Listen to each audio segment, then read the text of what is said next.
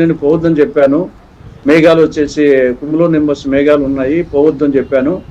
ఆయన పోయినాడని చెప్పేసి విజయమే వచ్చేసి దానికి కారణం వచ్చేసి ప్రకృతి అని చెప్పేసి ఆవిడే చెప్తా ఉంటే, మళ్ళీ ఆ రోజు వచ్చేసి రిలయన్స్ అంబానీ మీద నిందలు మోపి మళ్ళీ రిలయన్స్ అంబానీ వాళ్ళు రికమెండ్ చేసినటువంటి పరిమళనత్వానికి రాజశేఖర శెట్టి ఇవ్వడము. కాబట్టి ఇది పదవి కోసం ఏమైనా చేస్తాడు జగన్మోహన్ రెడ్డి. అబద్ధాలను ఆడతాడు, తర్వాత వచ్చేసి ఏమైనా చేస్తాడు. రైట్. పార్థసారథి గారు, జగన్మోహన్ రెడ్డిని మరి గుడ్డిగా నమ్ముతున్నారో అభిమానంతో నమ్ముతున్నారో, సరే ఎవరికైనా అభిమానులు ఉంటారు, దాన్ని మనం అడగట్లేదు. కానీ ఆయనని నమ్మే యంగ్ జనరేషన్స్ కానీ లేకపోతే ఆయనను గుడ్డిగా ఫాలో అయ్యే వాళ్ళు కానీ ఇప్పుడు ఆయన చెప్పే మాట నిజమనుకునే ప్రమాదం ఉంది కదా, వాళ్ళకి ఆ జనరేషన్ కానీ అభిమానులకు కానీ మీరేమైనా చెప్తారా? చెప్పాల్సింది సార్, ఖచ్చితంగా పెద్ద ఆయన తులసిరెడ్డి సార్ చెప్పిన దానికి మీ దాంతో ఏకీభవిస్తాడు. కొత్త తరానికి ఏం తెలియదు. అదీగాక ఇప్పుడు టెక్నికల్ ఎడ్యుకేషన్ తప్ప హిస్టరీ ఇవన్నీ లేవు. కరెక్టే. తెలుసుకునేదానికి పాత రోజుల్లో అయితే హిస్టరీ ఉండేది, బిఏ కూడా ఎక్కడా లేదు. అందుకే నా కొడుకు బిఏ చేర్చాను బెంగళూరులో. చరిత్ర తెలియదు కాబట్టి నమ్మేదానికి అవకాశం ఉంది, ఇతనంతా శాంతి ప్రియుడు అని చెప్పి. కాబట్టి తెలుగుదేశం పార్టీ కూడా దీన్ని భీకరంగా ప్రతి కార్యకర్త లీడరు సాయి చేసుకొని పోకుండా ప్రతి ఒక్కరూ దీన్ని ఖండించి జనంలోకి తీసుకొని పోతే తప్ప వీలు కాదు. కరుడుగట్టిన దుర్మార్గుడు సార్. గొర్రెను కషాయవాడు ఏ విధంగా కోస్తాడో విచక్షణ లేకుండా రాజశేఖర రెడ్డి, రాయారెడ్డి, జగను, వివేకానంద రెడ్డి కూడా సామాన్యుడు కాదు, బతుకునే వాళ్ళ పక్కే పోయేవాడు, ఇక్కడ వచ్చేవాడు ఏం కాదు.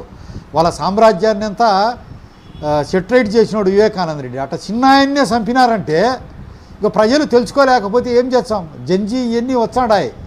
ఇటువంటి వాళ్ళకు కూడా అవకాశం ఇచ్చినారు. కాబట్టి కొత్త తరానికి తెలియజేయాల్సిన అవసరం ఉంది సార్. ఉంటేనే ఈ రాష్ట్ర శ్రేయస్సుకు, ప్రగతికి, పురోగమనానికి మంచిది. రైట్. తులసిరెడ్డి సార్ పెద్దవారు అయిపోయినారు. ఎవరైనా కొద్ది సంవత్సరాలు అయితే వృద్ధులమవుతాం, కాలధర్మం చెందుతాం. మళ్ళీ చెప్పేవాడు కూడా ఉన్నాడు. 40 సంవత్సరాలు ఆయన పోరాడినాడు. అవును కదా, అవిశ్రాంతంగా పోరాటం చేసినాడు. ఈరోజు మేము చిన్నప్పుడు ఈరోజు చంపేస్తాడు రాయారెడ్డి, రాజశేఖర రెడ్డి, తులసిరెడ్డిని, డాక్టర్ తులసిరెడ్డిని ఈరోజు చంపేస్తారు, రేపు చంపేస్తారు అంటున్నారు. ఆయన తిరిగి ప్రతి ఊరు తిరిగి చైతన్యపరిచి తిరిగి తిరిగి తిరిగి కష్టపడి ఎందుకో ఆయన దొరక్కనో ఆయన మేడం గాజులు గట్టి అయ్యో మిగిలిపోయినాడు. తులసిరెడ్డి సార్ మిగిలిపోయినాడు. ఇప్పుడు కూడా ఆశ్చర్యంగా చూస్తారు. నిజం సార్. అవును, మేము కూడా ఆశ్చర్యపోతాం. తులసిరెడ్డి గారు ఎలా అక్కడ బతికి బట్టగడుతున్నారు అనేది కొంత మాకు కూడా ఆశ్చర్యం ఉండేది. ఆయన కాస్త నిస్వార్థంగా ఫైట్ చేస్తాడు. మరి ఎందుకో ఇప్పుడు ఆ రామచంద్రయ్య ఎంపీగా నిలవనప్పుడు పోలంకి వెంకటసుబ్బయ్యని చంపి వాళ్ళే తులసిరెడ్డి సార్ కేసులో ముద్దాయిగా పెట్టినారు. ఈయన కడప సెంట్రల్ జైల్లో ఉన్నాడు సార్, రిమాండ్ ఖైదీగా. అన్ని హత్య రాజకీయాలు, శవ రాజకీయాలు. సో పార్థసారథి గారు ఒక చిన్న బ్రేక్ తీసుకుంటా. బ్రేక్ తర్వాత చెప్పండి ఏదో చెప్తారు, చెప్పండి. తులసిరెడ్డి సార్ను, శ్రీరామచంద్రయ్యను వీళ్ళు నిజంగానే శాంతిప్రియులు. ఇటువంటి వాళ్ళని పోయిందా కూడా పోలంకి వెంకటసుబ్బయ్య మర్డర్ కేసులో వాళ్ళే చంపి కేసు పెట్టి వీళ్ళని రిమాండ్కి పంపించినారు సార్.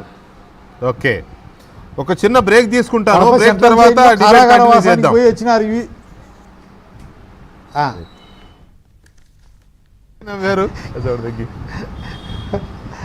100 గొడ్లను తిన్న రాబందు శాంతి నినాదం చేసినట్టుంది.